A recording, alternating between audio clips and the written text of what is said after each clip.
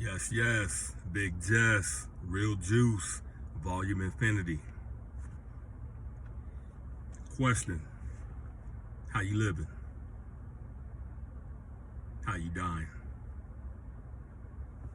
How you resting? I'm gonna ask that again. How are you living? How are you dying? How are you resting? Let me let you in on a little something. All throughout our lives, people always ask about the afterlife. Is there a heaven? Is there a hell? Is there an afterlife?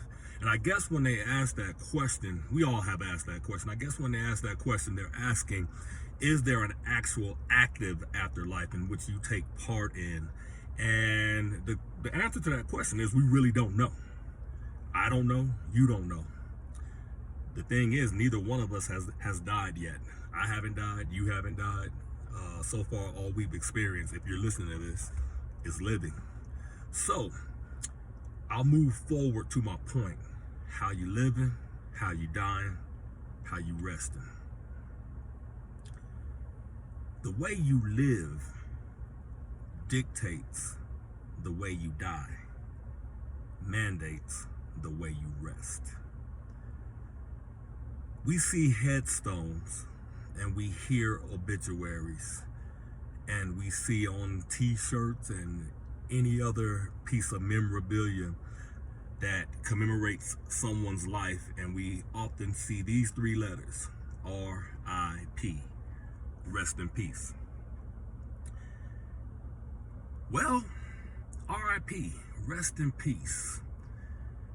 The way I see it is the only way you can rest in peace is if you live in peace and you die in peace. Then, ultimately, you can rest in peace. We have many situations throughout our lives that gives us a chance to choose how we want to live, how we'll live our life, how we'll live out our days, how we impact others. A lot of us live in drama. Therefore, if something were to take place and our last days were upon us, we would die in drama. Thus, we would rest in drama. Now, is that peaceful? I don't think so. A lot of us live in deception, envy, hate, malice, all sorts of evils under the sun. Therefore, if the unthinkable, the inevitable, takes place, that which you live in dictates that which you die in, mandates that which you rest in.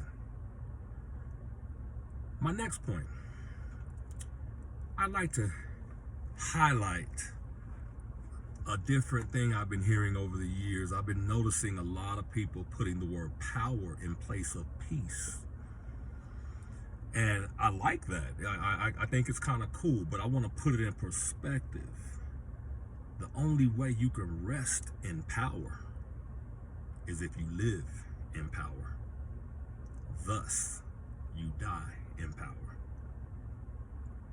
And ultimately, you rest in power. Only you can define what that means for you. It's not something that comes from without, it comes from within. Are you living in power?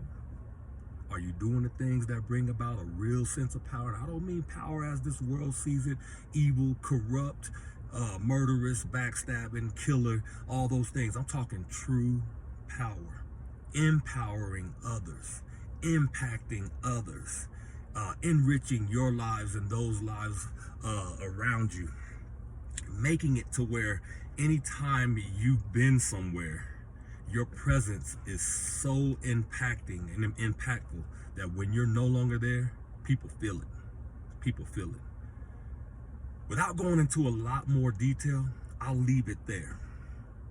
That's the way that you operate and live in power, thus leading to you dying in power and ultimately resting in power. I hope that helps. Once again, when you want them lies and that hype, go out there and get them sports drinks. But when you want that truth and nothing but that truth, come see me, Jesse Jones, for that real juice. Until next time, peace.